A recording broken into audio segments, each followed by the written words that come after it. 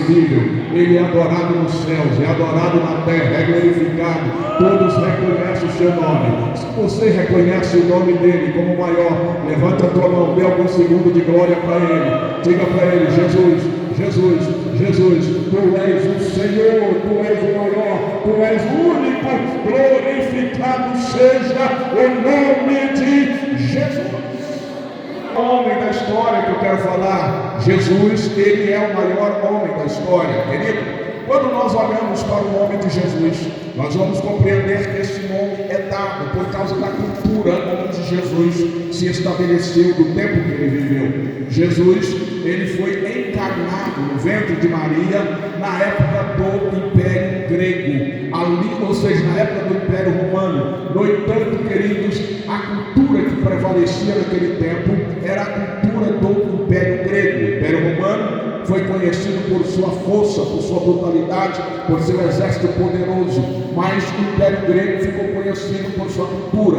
Até hoje, quando você vai estudar na faculdade, a primeira coisa que você estuda são as ideias filosóficas, principalmente dos filósofos da Grécia, como Sócrates, como Platão, Epaminondas e tantos outros por aí. Isso mostra a influência da cultura grega. Então, apesar de Jesus ter nascido no tempo em que predominava o governo romano, ele, queridos, nasceu sob a influência da cultura grega. Então a língua que se falava era o grego. O nome das pessoas eram transliterados das suas línguas originais para o grego. Então o nome de Jesus, que era um judeu, terrenamente falando, ele recebeu o nome de Jesus na língua grega. Mas o nome de Jesus no original hebraico é Yeshua. Qual é o nome de Jesus no original hebraico?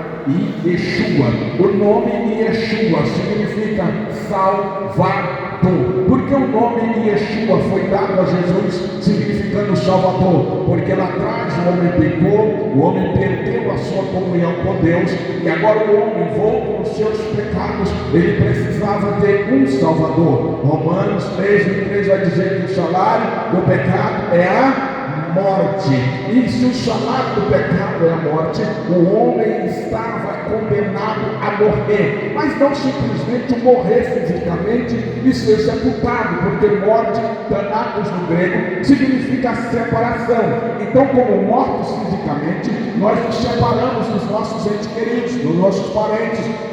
Mas existe uma morte pior, que é a morte espiritual, que representa a separação de Deus. Então, quando o escritor aos Romanos, o apóstolo Paulo, fala que o pecado é a causa da morte, é o aguilhão da morte, ou que o homem que está no pecado, ele está condenado à morte, ele não está falando da morte física, mas ele está falando da morte espiritual. E a morte espiritual, ela se processa no presente para aqueles que não têm Jesus, para aqueles que ainda não foram ressuscitados em Cristo, que não estão cheios do Espírito Santo. Esses no presente são considerados mortos espirituais.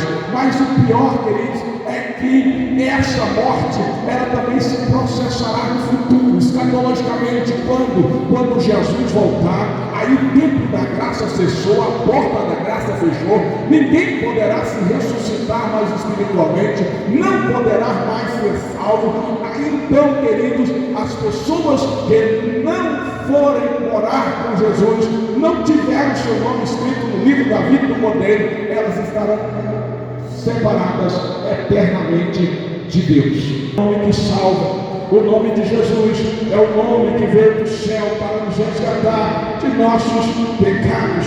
Quando nós olhamos para Jesus, nós vamos encontrar presente, queridos, em toda a Bíblia Sagrada. Nós podemos conhecer Jesus presente em cada livro da Bíblia Sagrada. Eu não vou aqui tomar o tempo, porque eu tenho pessoas aqui de todas as faixas etárias. Eu tenho crianças, eu tenho jovens, eu tenho pessoas mais idosas. Eu não quero ser prolixo nessa mensagem, eu quero ser objetivo para que você entenda que Deus quer falar com você. Mas as páginas da Bíblia Sagrada, ela não é um livro comum, ela não é um livro qualquer. O que é a Bíblia? A Bíblia é a revelação de Deus ao homem. O que é a Bíblia? A Bíblia é a revelação da salvação. Então o que é a Bíblia? A Bíblia é a revelação de Jesus, porque a Bíblia é a palavra de Deus. Quando você lê o Gênesis, você vai ler o primeiro capítulo e vai dizer: no princípio criou Deus os céus e a terra.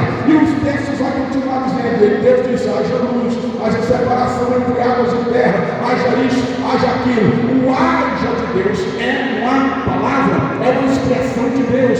Só, queridos, que no céu não tem nada inanimado como nós temos aqui. Aí João vai explicar o haja de Deus, quando ele diz lá no capítulo 1, no versículo 1: no princípio era o Verbo, e o Verbo estava com Deus, e o Verbo era Deus. Ele está dizendo: no princípio era a palavra, no princípio era o haja, no princípio era a palavra, e a palavra estava com Deus, e a palavra era Deus. Então o haja de Deus era Jesus agindo para que o universo aparecesse e acontecesse. Então ele é o Jesus do começo, ele é o Jesus do princípio. É por isso que o escritor ao Apocalipse, o próprio João, que escreve o Evangelho, a primeira, a segunda e a terceira epístola, escreve também o Apocalipse. Ele vai dizer: ele é o princípio,